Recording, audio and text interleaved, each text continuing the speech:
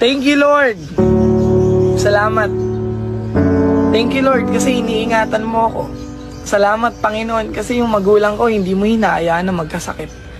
Panginoon, salamat kasi yung blessing lagi mong binibigay sa pamilya ko. Salamat, Lord, kasi kahit mahirap, pinaparamdam mo sa akin na kaya ko. Salamat, Panginoon, kasi sa dinabi-dami ng problema, bakit ako? Salamat, Panginoon, kasi china-challenge mo yung buhay ko. Alam niyo po, ikaw na nanonood, minsan magpasalamat ka sa Panginoon. Maganda man o pangit yung nangyayari sa buhay mo, matuto kang magpasalamat sa Panginoon.